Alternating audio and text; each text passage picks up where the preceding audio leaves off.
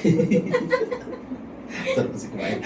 Hello again! Magandang araw sa inyong lahat ng mga Nixters dito na nakikinig sa Nixtradamus Channel special segment na pinagmagatan nating alamin ang batas, huwag ungas. Again, napakapalad ulit natin dahil kasama na muli natin ang ating napaka-espesyal na tagapagtanong ng bayan.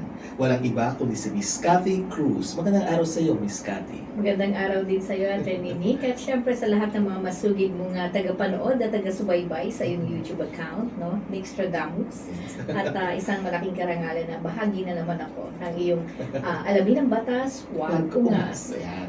Alam niyo, maganda ngayon na Miss Cathy, pinamlakan mo ulit ang aking paanyaya at ang ating tatalakayin ngayon ay tungkol sa collateral. Ayan. Kasi hindi limit sa kaalaman natin na maraming tao nangungutang. At syempre, pag nangungutang ka, kagaya nung napag-usapan natin dati, sa bawat utang, syempre, sigurista ang nagpapautang. Ibig sabihin, humihingi yan ng iba't ibang klase. Pwedeng guarantee, pwedeng surety, at pwede rin collateral. Okay? Ngayon, ito ay bunga ng karugtong or bilang karugtong nung pagdinig sa Kongreso hinggil sa usapin ng pagpapautang ng DBP sa mga Lopezes. Okay. Ngayon, syempre, ito ay malawak na usapin, di ba? Subalit, ililimita lang natin tungkol dun sa mga simpleng pagpapautang para yung mga nakikinig sa atin ay malaman ang kanilang mga karapatan at katungkulan or tungkulin pagdating sa mga pagpapautang, di ba? Ngayon, liwanagin muna natin. Alam nyo, ang pagpapautang ay kinakailangan talaga merong collateral. Maliban na lang kung sobrang antiwala mo sa nangungutang na hindi ka hihingi ng security o yung seguridad na babayaran ka. At marami rin nag-iisip, ano ba yung mga collateral? Kasi pwede ang collateral mo ay lupa or hindi lupa. Ang tawag natin kasi dyan, movables or immovables. Sa salitang Kastila, nakalagay sa ating Kodigo Civil, ay yung tinatawag na muebles at saka inmuebles. Okay?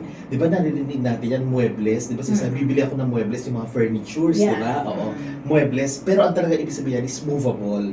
Movables, ang translation yan sa salitang Kastila ay muebles. Ibig sabihin, nagagalaw, nauusog, di ba? Nauusod, nagagalaw, na ililipat-lipat.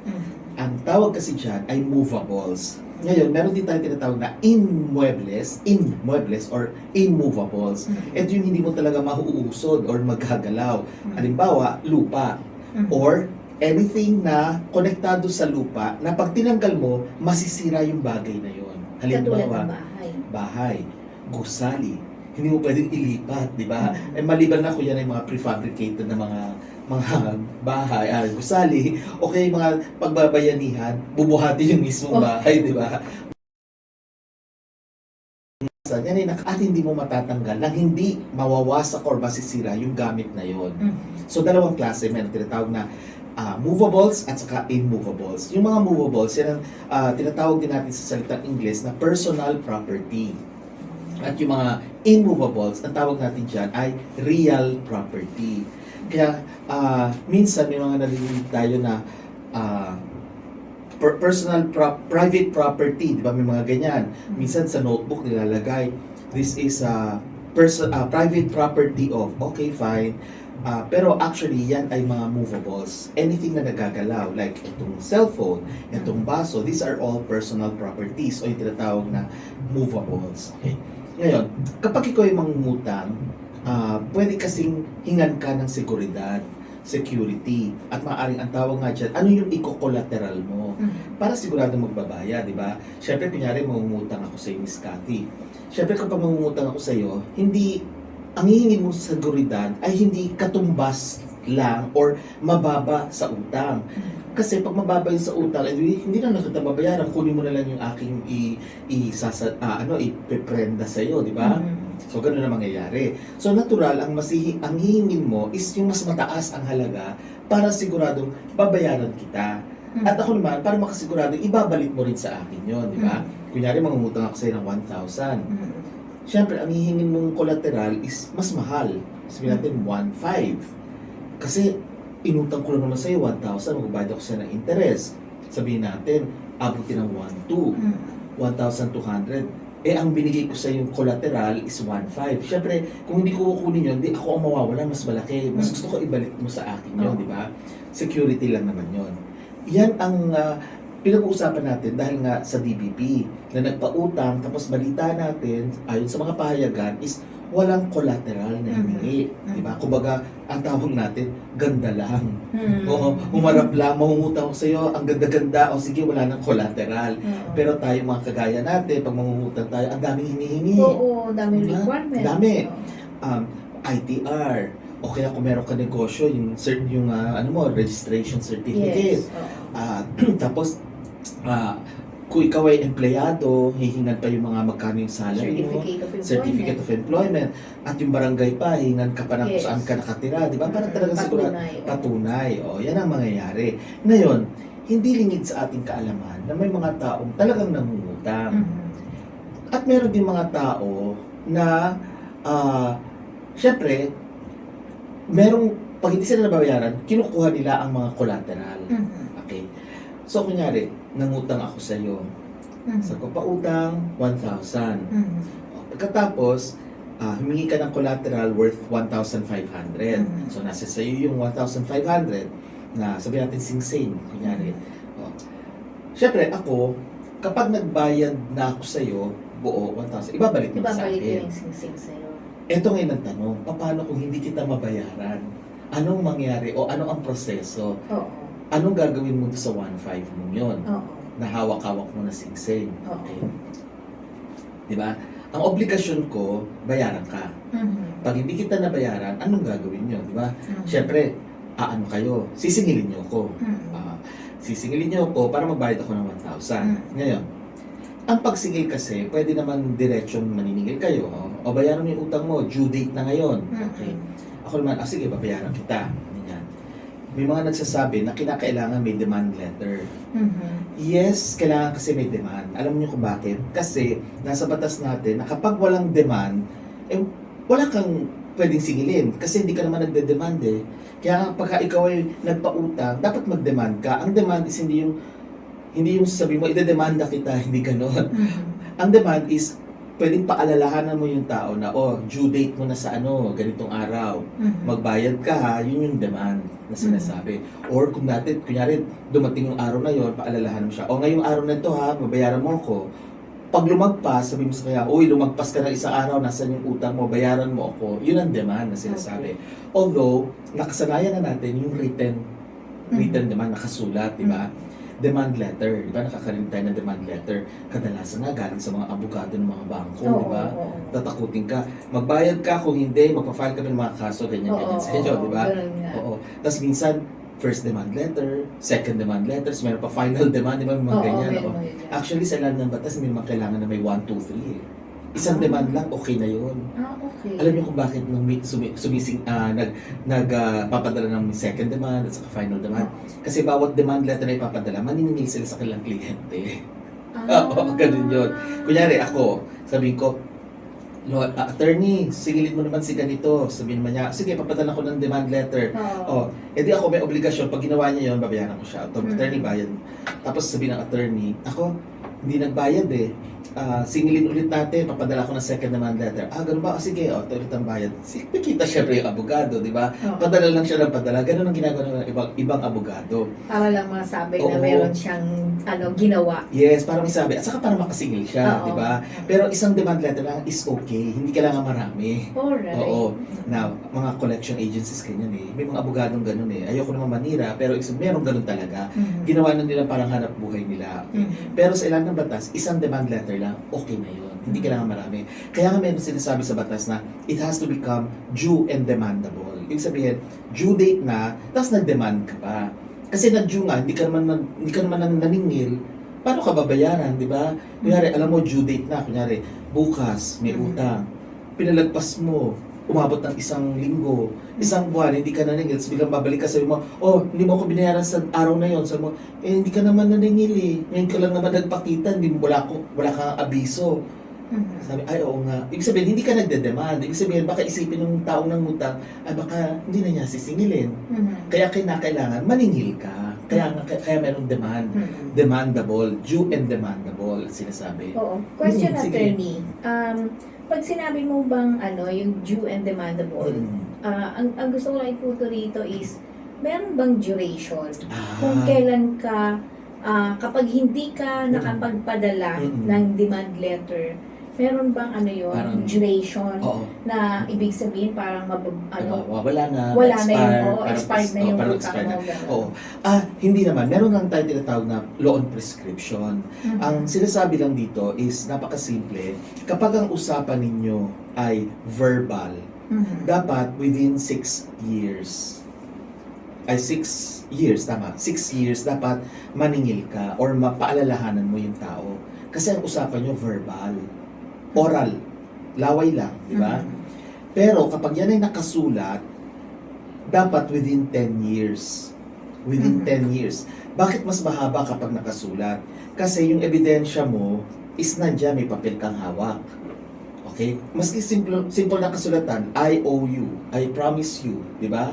A rose garden. Di ba may kanta gano'n, di ba? I promise you a rose garden. So, I promise you, I will pay ganito, nakasulat yan. 10 taon ang ibibigay para maningil ka.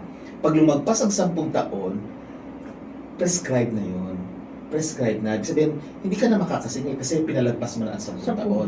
Mm-mm. Tagal yun. Yes. Oo. Ang assumption kasi ng batas, pagkatapos ng 10 taon, maaaring yung papel masira na, ma-brittle na, Oo.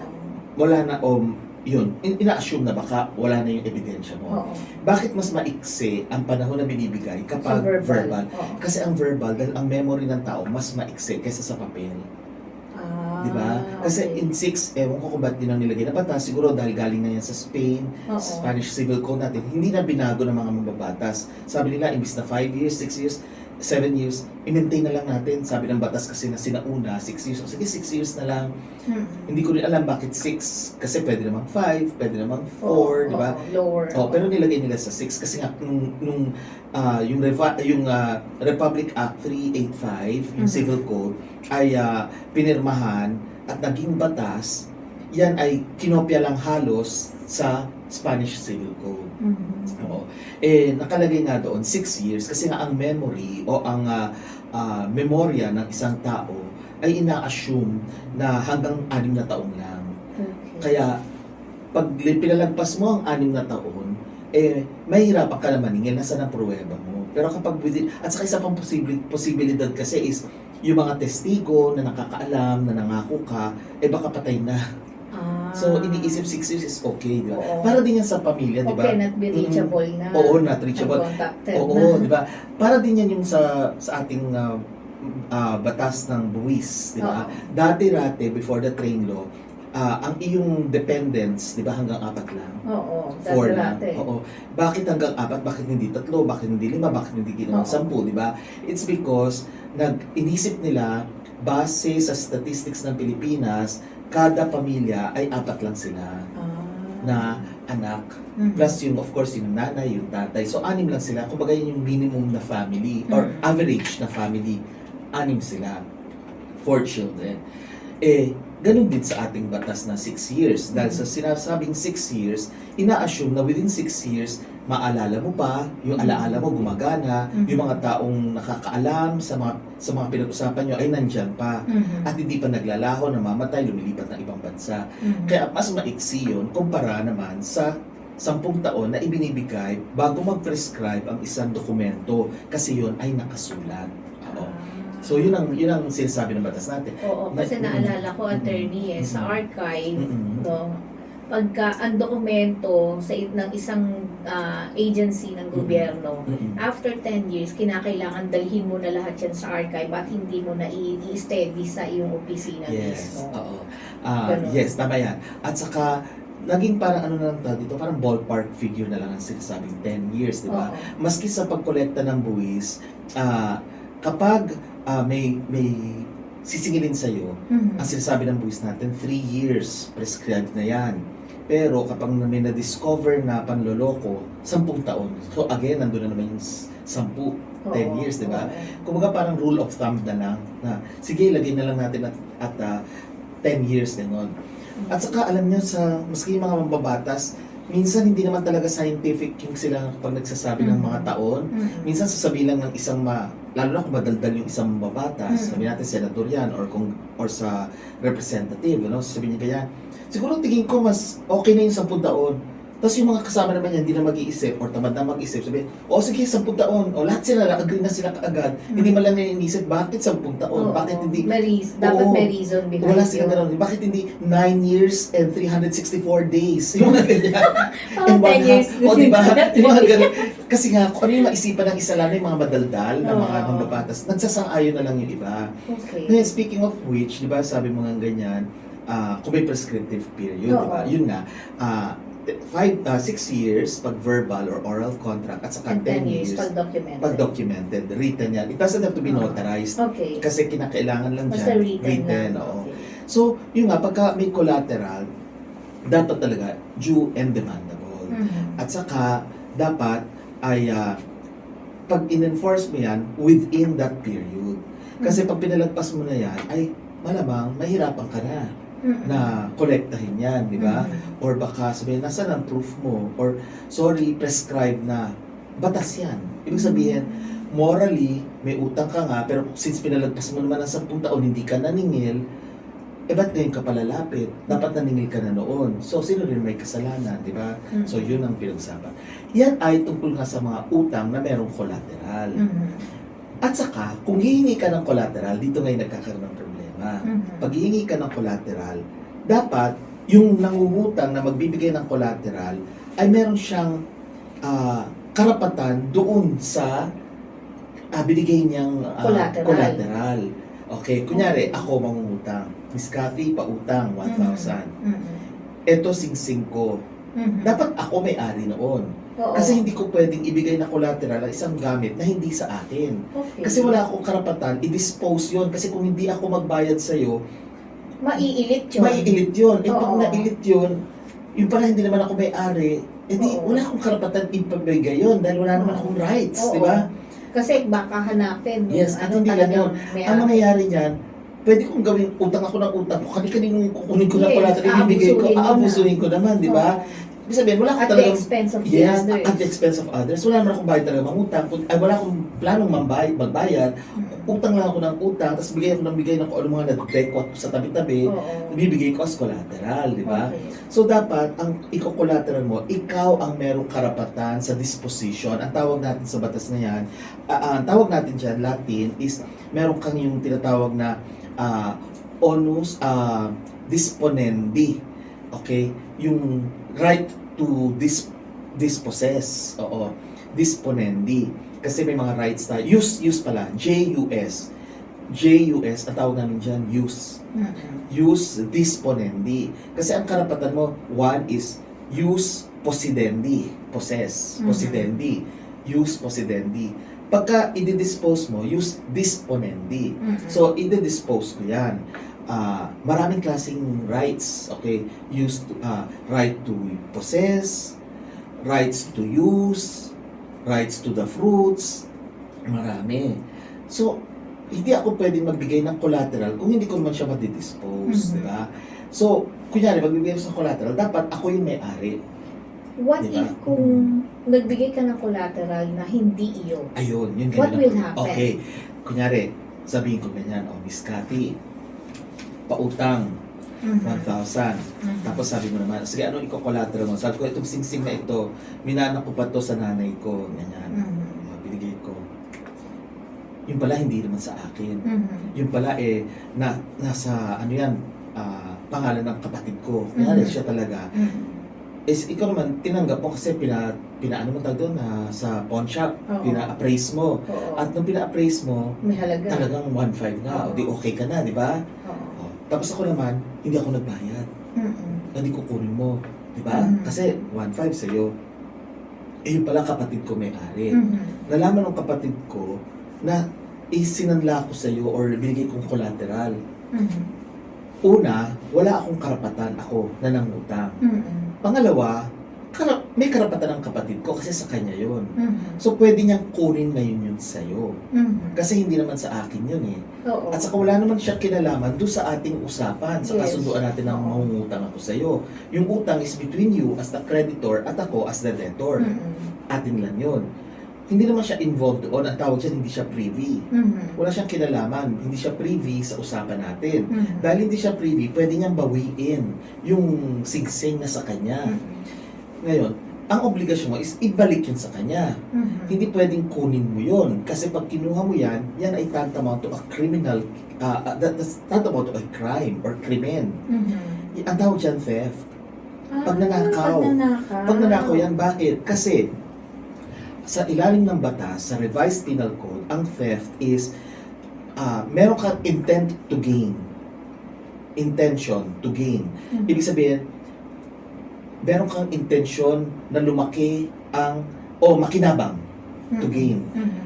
May intensyon kang makinabang. Saan? Doon sa binigay kong singsing. Kasi Mhm. ngayon ang parang kapalit nung hindi ko pagbabayad sa'yo. Okay, may intensyon ka na makinabang to gain. Mhm. Gumamit ka ba ng karahasan? Violence? Wala. Kasi Mhm. kusa kong binigay sa'yo. Hindi rin naman mo kinuha dun sa kapatid ko. Mhm. May intimidation ba? Pananakot? Oo, Wala paano rin. kung Diba? halimbawa meron? Hindi, kunyari, simplihan muna natin. Oo. Di ba? Hindi mo naman ako tinakot na magbigay sa'yo. Okay. Di ba? Okay. Tinakot na, bigay mo sa akin yung singsing na yan bilang collateral. Hindi naman, di ba? Oo, hindi naman. Sabi mo Kasi lang sa akin, kusa. oo. Sabi mo, Tsaka, ano collateral hindi mo mo? naman sinabi. Oo, hindi ko rin na sinabi. hindi yung- Oo. na hindi At saka pala syempre, yun. ina-assume mo rin na ako may-ari. Oo. Di ba? Sasabi mo lang, pahingi ng collateral. Sabi ko, ito. Sabi ko, sige, kukunin ko yan. Oo. O, di, walang Oo. intimidation, Oo. walang pananakot. Pangatlo, gumamit ba ikaw ng force or pagpapwersa para bigay ko sa'yo. Yung ito pero ayoko, tapos naghilahan tayo, tapos kinuha mo, di ba? Hindi mo na naman ganun, di ba? Okay. Kumbaga, Ah. kusang bigay ko sa yan. May paiyak-iyak pa ako, drama, pero binigay ko sa yan. Pero walang force. Kasi sinasabi ng batas, kailangan pagka theft or pagnanakaw, walang use of force, walang force, pwersa, wala ring violence or karahasan, wala ring intimidation or pananakot. Kusa ko lang binigay sa'yo. Kailangan may intention to gain ka. Ibig sabihin, meron kang layuning makinabang. Totoo nga naman kasi pag nasa sayo na yung singsing, makikinabang ka doon dahil yun ang kabayaran, pwede mo siya ibenta para magkapera ka, di ba? Ngayon, isa pa, kailangan yan ay property belonging to another, which is ako dapat, di ba? Kasi Oo. dapat ang assumption mo is Dapat ako ang sa'yo may-ari. yun. Oo. Na binigay ko sa'yo, di ba? Mhm. Kaya theft siya. Kaso, hindi nga ako yung may-ari. Pero, hindi naman ikaw rin ang may-ari, kundi ibang tao. Mm. So, it's property belonging to another person. Hindi Kapatid ko ko nga naman, lang. pero ang Oo. problema doon, hindi ko naman alam. Kahit hindi mo alam. attorney. Oo, kahit hindi mo alam kasi, ibang tao may-ari. The fact na napunta sa'yo, tingnan natin yung mga elements. Kasi ganun sa crime. Tingnan natin ang elements. Ang element, meron ka bang intensyon na makinabang? Intent to gain? Meron. Siyempre. Pangalawa, Alam meron mo bang magpapalugi ako. meron bang karahasang ginawa ka? Mhm. Wala. Meron ka bang puwersa na ginawa? Wala rin. Meron ka rin bang pananakot? Wala rin. At ang huli, yan ba ay ari-arian na iba ang may-ari? Yes. Hindi nga lang ako, kundi ibang tao. Mm. Theft pa rin yun. Theft pa rin. Okay. Kasi, kahit na hindi mo alam na sa kanya yun, yan ay binigay ko sa'yo, di ba? Okay. Okay. Ngayon, yan ay kapag dumating na nga yung may-ari talaga. Talagang may-ari. At sinabi niya, uy, bakit nasa iyo? Akin Oo. yan. Oo. Kaya rin napatunayan niya, wala kang choice kundi ibalik sa kanya. Kasi pag hindi mo binalik yun, theft yun. Pag nanakaw na yun. Kasi andyan na yung may-ari eh. Mm-mm. At sinasabi na nga niya na akin ito, belonging to another, di ba? Tapos, wala ngang force, wala ngang intimidation, wala ring violence. Pero, nakalagay kasi sa batas natin, nakalagay rin dyan, na hindi ka pwedeng mag-benefit sa kagamitan ng ibang tao. Kaya ngayon sinasabi natin finders keepers, di ba? Oo. Kunyari, meron kang nakita, napulot. Oo. Pag wala naman nakalagay na pangalan kung kanino yan, ay pwede. Oo. Okay. Paano kung kunyari nakalagay doon, wallet, may ID. Oo. Pagkatapos nakita mo, tapos tinago mo, theft pa rin yan. Pag nanakaw yan. Kasi nasa batas natin, obligasyon mo is ibalik yan sa taong may-ari o kaya ibigay mo sa local authorities. Okay. Kaya yung mga napapublish na mga, uy, ang bait naman niya, tama, mabait nga, di ba? Pero may obligasyon siya. Kasi kung hindi niya binigay yan sa tamang may-ari, theft yun pag nanakaw. Kahit na wala siya naman, kita niya yan. At Tapos iba may may-ari, identification. may identification, ibalik niya yan. Oo. Hindi ka pwedeng makinabang sa ibang tao. So, ang totoong tawag dito ay kapuri-puri ay kung nagsauli siya ng pera na walang nakalagay na pangalan. Tama. Yun ang talagang magandang intention. O kaya, hinanap niya talaga. Kunyari, hinanap niya, nag-effort siya. Grab driver. Tapos, nagtanong siya, o kaya, let us say, di ba minsan may nakakapulot na pera, kunyari, tapos napunta sa radio station, sino man na may-ari nito, sumakay ng ganito, o kaya sabi niya, may tatanong siya na, yun lang tao yan na nakakaalam, di ba? Sabihin niyo lang po sa estasyon na ito, yun ang kapuri-puri. Oo, yun ang totoo. Pero yung mga, may nakikita may identifications, pinupuri natin, obligasyon hindi yun. po, obligasyon yan sa ilalim ng batas, hindi dito pumapasok yung banal ka, o religyoso ka, paluhod-luhod ka sa mga simbahan, tuwing Wednesday or kung anumang araw, Friday, hindi yan question ng kabanalan mo. Kasi obligasyon mo yan sa batas. Kasi pag hindi mo yan ibinalik, krimen yan. Oo, so kailangan ibalik yon. Kaya ngayon na nalaman nyo na may iba palang tao may-ari at kinip nyo pa rin, ay labag na yan sa batas. Kasi may obligasyon kayo ibalik sa kanya dahil nga nakalagay, hindi mo pwedeng kunin ang hindi naman sa'yo, lalo pa siya na nagkiklaim kung nasa kanya talaga yon. So, ngayon, pagka kunyari binalik niya na yung pera, anong obligasyon niyo ngayon? O anong gagawin niyo? Singilin niyo ako. Okay. Kasi hindi nga ako nagbayad, di ba? Since hindi ako nagbayad, kasuhan niyo ako. Meron tayong tinatawag na small claims court. Okay. Small claims court, mga gusto nating makuha pero maliliit lang na halaga. May korte na naka-assign para sa mga yan. At yan ay mas mabilis na proseso. Hindi yung matagal na proseso. Kasi mabilisan to, magsusulat, fill out ka ng mga forms, sasabit mo yan, bibigyan ng kopya yung kalaban, tapos pasasagutin sa kanya. Base sa mabilisan, magde-decide ka agad ng korte na, ibalik mo yan, ganyan, or yun. So, meron na tayong tinatawag na small claims court. So, tandaan na kapag merong yung magsasanla or magpeprenda ng isang ari-arian na movable, okay, personal property, ay kinakailangan siya mismo ang may karapatan. So, kinakailangan, nagpapautang, sisiguraduhin niya na talagang yung may utang ang may-ari. Yes. Para hindi ka makasuhan ng possible na theft. Tama. Yes. Diba? Tama yun. At saka, isa pa, kapag yan ay tinatawag natin chattel mortgage, no? Kasi meron tayong tinatawag Ano ibig sabihin ng chattel mortgage? Chattel kasi, CHATTEL, yan ay tungkol sa mga bagay na gumagalaw din, parang movables. Chattel ang tawag nila. Bakit chattel ang tawag? Kasi ito ay isang tinatawag natin common law concept. Okay? Common law, COMMON. No? Kasi alam nyo, maganda malaman din ang mga nakikinig sa atin. Ang batas kasi pwedeng civil law, pwedeng common law. Okay? Ang pinanggalingan, pag sinabing civil law, nakasulat yan. May mga kodiko, kagaya ng sinasabi natin, Kodiko Civil, meron ding Revised Penal Code, basta mga nakasulat. Kaya civil law. Kapag naman common law, walang mga basihan na binabasa, artikulo ganito, section ganito, walang ganon. Wala. Ano ang basihan? Desisyon ng korte. Base sa tradisyon, nakasanayan ng mga tao, customs, yung dahil yan ay nakagawian na ng lipunan, yan ang basihan ngayon ng korte para magpasya. Kunyari, yan ay nagsimula lalo na sa Italia at sa ibang European countries. Parang ACRA lang. Iba pa yun. Ano yung ACRA? Parang ACRA law, di ba? Parang may pinagbasihan sila na desisyon. Tama ang po ba? ACRA kasi is law office, di ba? Oo. Hindi yun. Iba. Ganito yan. Okay. Lalo na sa maritime law. Kasi sa Europa, sa Mediterranean Sea, di ba? May mga Oo, bansa merong dyan. mga ano dyan. Nung araw kasi hindi lahat ay nakasulat. Hindi lahat ay nakasulat. Pero may mga nakagawian na. Ngayon, nag-away ang isang gumagawa ng ship. Ano ba ang ship? Barko. Oo. Nag-away at saka yung nagpautang. Pero wala silang may mga kasulatan sila pero walang nakasulat na batas. Oo. eh di nagsampa sila ng kaso nila, hinain sa korte. Oo.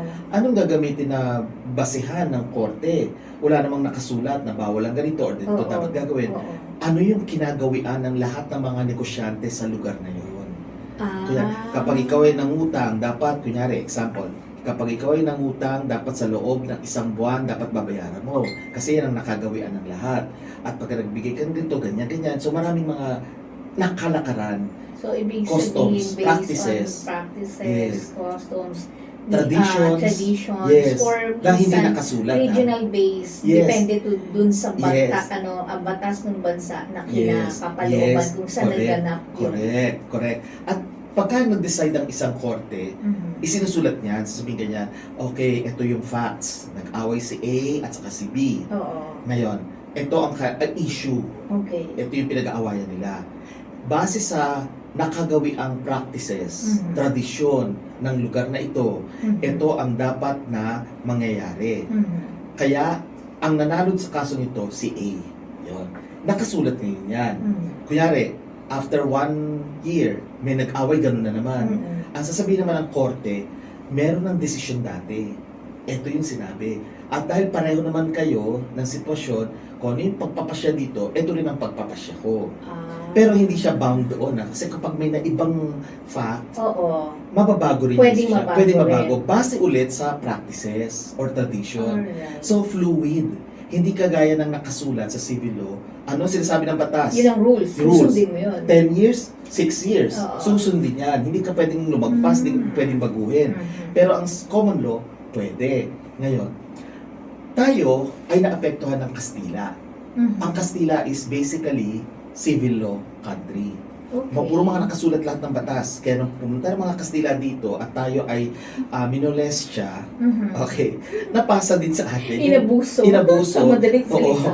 Napasa din sa atin yung mga batas nila na nakasulat. Oo. Okay. Ang Amerika naman, Europe kasi, di ba nag-migrate sa Amerika? Oo. So yung mga traditions nila, mga case law ang tawag doon, case law or common law. Mm. Kaya tinawag nga na common kasi walang nakasulat, kundi common na practices nila, di ba? Oo. Eh syempre nung nag-migrate sila sa Amerika, dala nila yon. At nung nasa Amerika na sila, yun namang Amerika, eh di ba, minolestya din tayo. Mm-mm. Nung nagpuntahan sila dito, yung mga desisyon sa Europa na inadapt sa Amerika, ay inadapt na rin natin. Kaya ang bansa natin, combination tayo ng civil law at saka common law. Mm. Eh kasama sa common law kasi, yung konsepto ng chattel.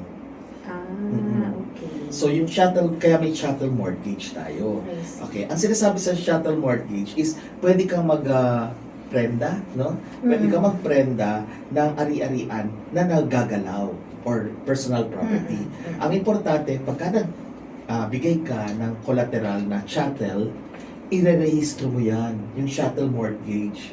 So, dapat may kasunduan yan. Hiwalay na dokumento yan. Mhm. Bukod pa doon sa utanganan. Utang. Mhm. Di ba may dokumento tayo, kontrata ng pagpapautang. Mhm. May kontrata. Hiwalay pa yung May- shuttle mortgage. Yes, may kontrata pa na chattel mortgage. May form yan. Oo. Isang ano yan, batas, act, something, Act 1402 yata. Ibig sabihin, panahon pa yan ng Philippine Legislature nung 1900 something pa lang. Wow. Oo, parang kapapasok pa lang ng mga Amerikano dito. Mm-mm. Batas na yan. Napakatagal na. Oo, napakatagal. Mm-mm. Kasi lahat ng batas na pasa't hindi mo nire-repeal, batas pa rin yan. Ganyan Oo, yan eh. oo. Kaya yung act na yan, may form, yung chattel mortgage. Kailangan sundin mo yan, pipirma dapat ako, pipirma ka rin. Na sinasabi doon, ako may-ari. Mm-mm. Pagpirma, yung mismong dokumento na yan ay i-register mo yan sa LGU. Kasi merong chattel mortgage na i-register. May record din yan, register. So isusulat din dyan para talagang sigurado ka, makakasiguro ka na ako talaga may-ari. I see. Oo. Yan hindi alam ng mga tao, di ba? Sabihin ganyan, ito papautang ko lang kasi nga, mabilisan. Oo. Alam mo, minsan kasi mga tao parang, maliit lang naman ang bagay, sige, bigay na. Parang, sige, ito na, kukunin ko na ito bilang collateral. Nagkakaproblema later on. Oo, dahil nga sa gano'n, dahil May nga walang process. pinirmahan na Correct. shuttle mortgage. Mm. So, importante kapag magpapapirma sila, Mm-mm. unang-una, alamin muna kung sa mismong umutang ba yung gamit Yes. o kung anumang Yes. uri ng Mm. yon na collateral Tama. at o kung hindi ay magpapirma ng shuttle mortgage. Correct. At saka, dapat, una, pagka mangungutang ka, nakasulat. Oo. nakasulat Oo. para tumagal ng 10 years, di ba? Oo. At the same time kasi, nasa batas din natin na kapag merong utangan na worth 500 pesos, dapat talaga nakasulat para enforceable. Pag sinabing enforceable ang contract, ibig sabihin, pwede kang dumulog sa korte at madali mo mapapatunayan na merong utang. Okay. Kasi, basta 500 pesos ha. Oo. Pataas. Oo, pataas. Kasi nung araw, malaki na yung 500. Hindi naman nabago ng civil code. Oo. 19 ano pa ba Dami yan? pa pala natin mga batas na Dami. dapat i-update. Ano? Oo, kaso kasi ang pag-update niyan dapat nakapeg yan sa price inflation sa inflation. Oo. Kaso hindi. Kaya naman magtataka ka, merong mga krimen na ang penalty 200 pesos. Yes, di ba? mababa pa rin. Kasi panahon pa yun, hindi naman nila binago. Alright. Pati sa civil code, kagaya niyan, 500 pesos. Nung panahon noon, napakalaki ng 500 pesos. Siguro kung titingnan mo ngayon, baka yung value niyan ay baka sabihin natin 100,000 pesos, which is malaking penalty, di ba? Or dapat talaga nakasulat. Pero sa panahon ngayon, ang liit-liit ng 500, di ba? Pero ang rule is, isulat para meron kang pruweba pag ikaw ay nagpunta sa korte. Oo, para makapaningil ka. Para Sigurado makapaningil. makapaningil ka. Kasi kung laway lang yan, ang hirap hahanapin pa yung mga tao na Oo, tsaka testigo. ebidensya. Anong Ebidensya, ebidensya mo actually. na may utang ako Correct, sa'yo? di ba? Salita lang yan, puro laway. Oo. Pwede mong sabihin sa akin na may utang ka. Mm-mm. O may utang ako. Correct, kahit Kahit naman. hindi totoo. Oo. Dahil galit ka lang Oo, sa akin. or kahit na totoo, pwede mo naman i-deny. Kasi Yes. alam mo na wala naman siyang hawak, Bakit di ba? kailan ba ako may utang sa'yo? Oo, di ba? May mga ganyan, di ba? Yung garapalan, sarap sampalin, di ba? Oo. Di ba, no?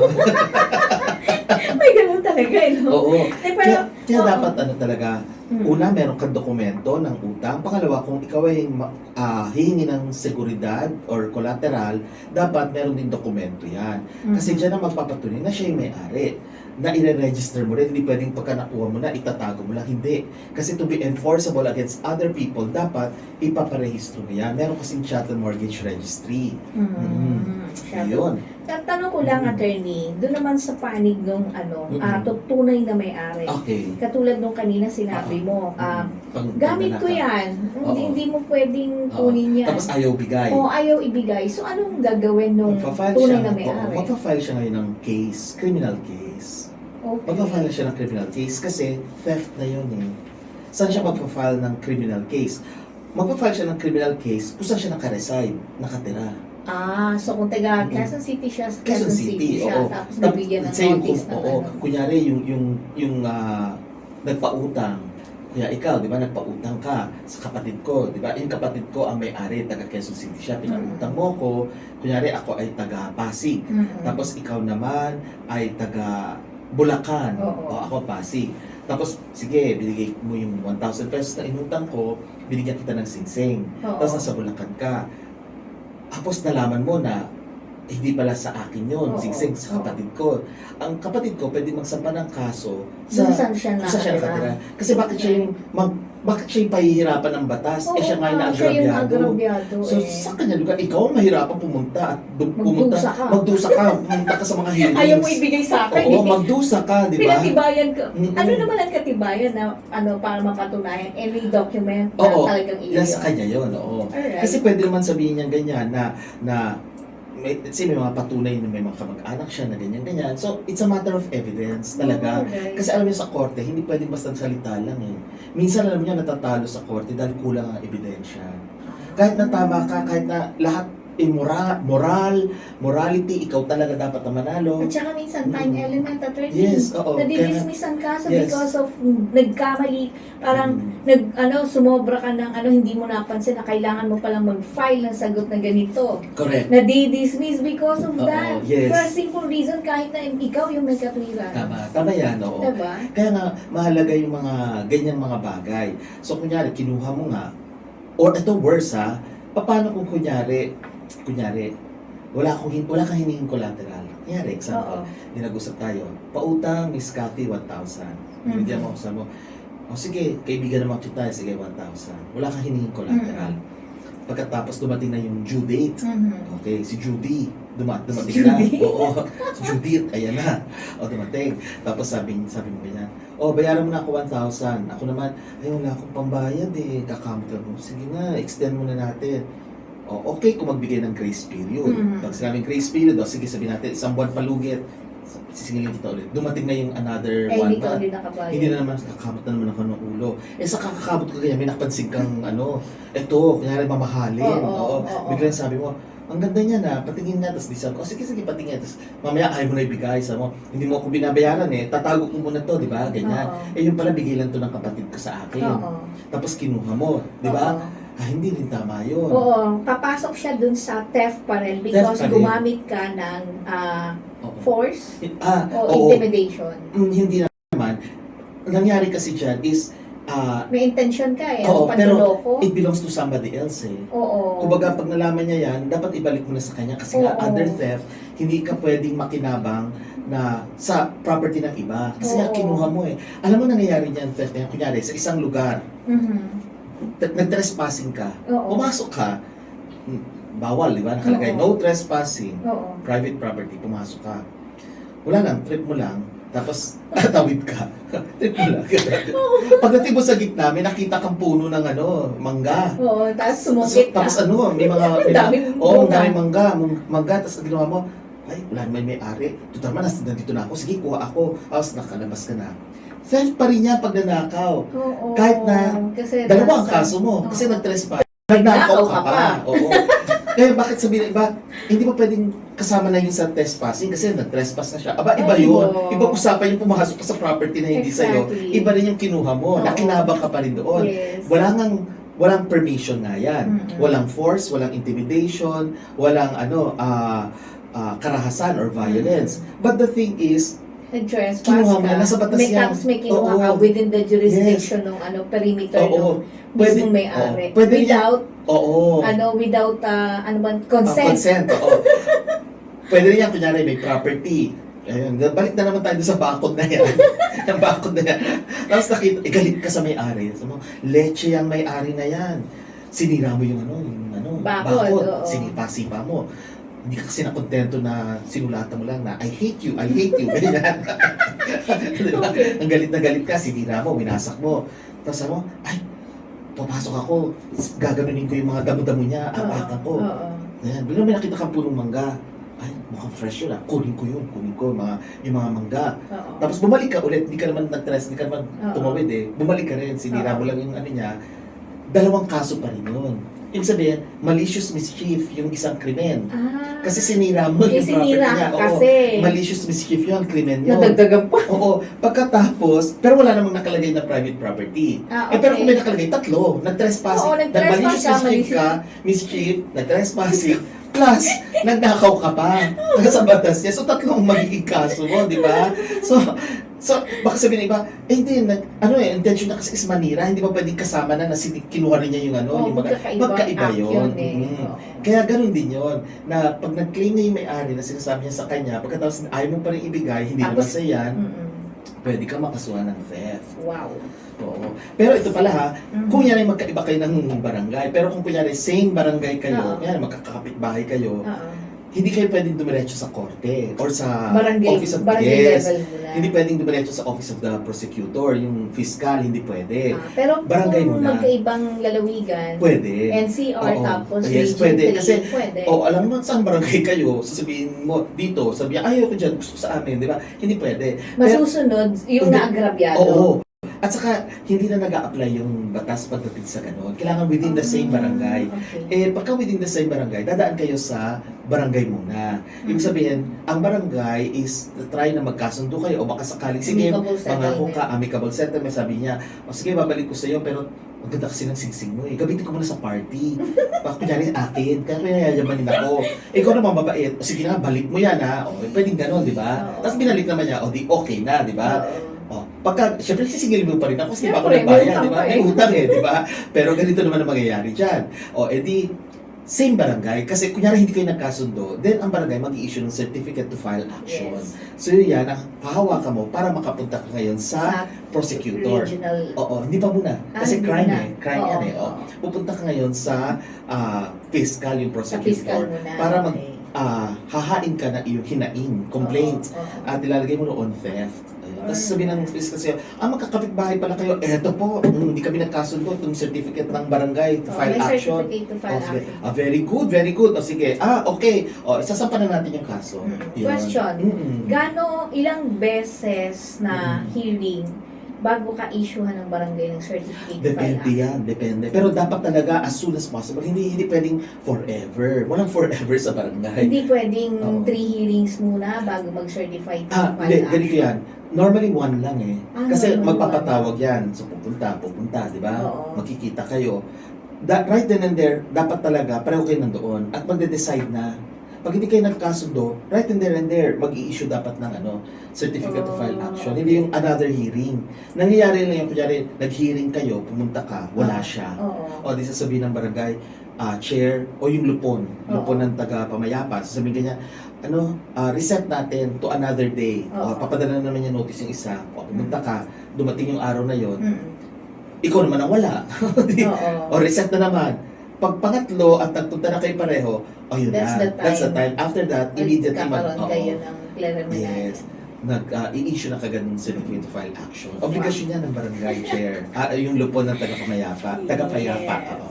Yun. Yay! So, I think marami tayong natalakay, Oo, dami kong natutunan Pagdating sa pagnanakaw. natutunan ko yung tinatawag na small claims court, meron Mm. palang ganon. Meron. At yung chattel mortgage. Mm. Natutunan ko rin yung tinatawag nating common law concept. Yes. Oo. Yung civil law Mhm. and revised penal code na Correct. nakabase sa, Mhm. ibig sabihin nakasulat. Mm-mm. Natutunan ko meron pala yung tinatawag nating movable at Saka immovable. immovables, yes. Diba?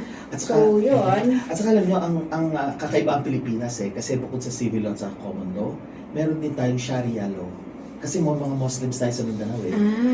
Kaya we are a okay. combination of the three of the world's largest legal systems. Ang galing Oo. Meron tayong Sharia courts para sa mga Muslim na kapatid natin.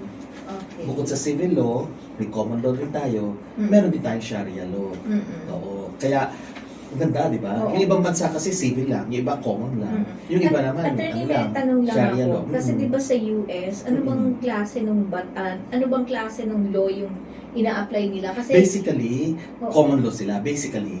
Although, minsan sinusulat na rin nila. okay. Meron na rin sila, pero basically, sila, common law talaga. I see. Hindi katulad Oo. sa atin. ano? Kasi sa Spain, talagang civil law, nakasulat. Mm. Oo. Tayo combination. Kaya nga ang korte natin, ang tawag Courts of Law and Equity. Bakit? Okay. Maganda na tanong mo rin yan, Tinatawag tayong Courts of Law or Korte ng Batas at saka Equity. Hindi ko lang alam ang translation ng equity. Mm. Basta yun, equity, ano ba yung equity? Yung pagpapantay? Equity? Pagpapantay. Oo. Pagpapantay. Okay, bakit Pagbalanse. Pagbalanse, okay. Courts of law, kasi nga civil law tayo. Ibig sabihin Okay. merong batas. Courts of equity, kasi ang common law ng mga korte ay binabase nila hindi sa nakasulat, kung hindi kung ano yung pagpapantay, kung ano yung Parang equal rights. equal rights ng lahat. Base kung ano yung makatarungan or justice, o ano yung based on morals. based of morality. Pero hindi yung moral ng Catholic or Protestant. Walang ganyan. regardless Oo, of religion. Regardless of religion, basta kung ano yung hindi conscience kung ano yung sa Rights tingin mo as human as a being. human being. Oo. Kaya equity. Yes. Kaya ang mga korte natin, una tinitingnan muna ang batas. May Mm. nakasulat ba? Pagka wala na makita ang batas, titingnan naman, ano ba yung makatarungan? Ano ba yung Mhm. tama? Ano ba yung hindi ka makakaagrabyado? Pareho yan ina-apply ng korte. Ang galing na, no? Ang galing ng batas pala natin. Galing talaga, oo. Bakit yung iba? Gusto nila baguhin ng batas ng Pilipinas? Kasi nakikita nila na baka hindi sila makalusot Kaya gumagawa ng butas. Loopholes ang tawag. Oo, Gagawa ng loopholes. butas. Oo. Para bang provided that. Oo, di ba? May mga ganyan.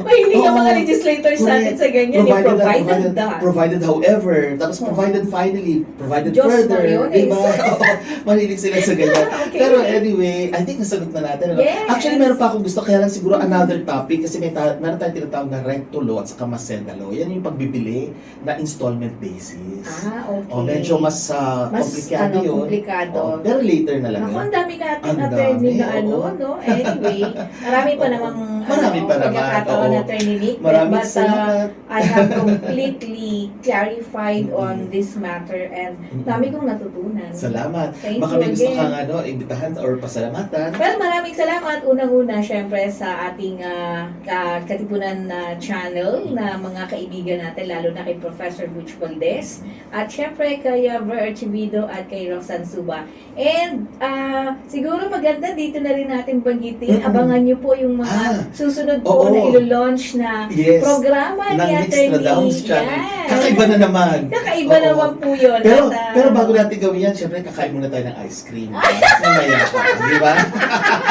Abangan niyo po abangan niyo yan. yan. Ha? Marami pa, ma-excite kayo at i-share niyo po ito. masarap Ha? po ice cream natin. Sobra. Subscribe pa kayo, watch, like, pati yung mga advertisements para talagang Panoorin niyo po. Panoorin niyo ng buo hanggang sa katapusan kasi may ads pa sa katapusan eh. Oo. So panoorin niyo po ng buo, support niyo po lagi. So please subscribe, watch, like, and share ang vlog nito at lahat ng vlogs ng Mix Adamos channel, pati na rin yung KDP. And then, till next, di ba? Yes. Anong papayo natin sa kanila? Alamin ang batas. Huwag ungas. Huwag ungas. Alamin ang batas.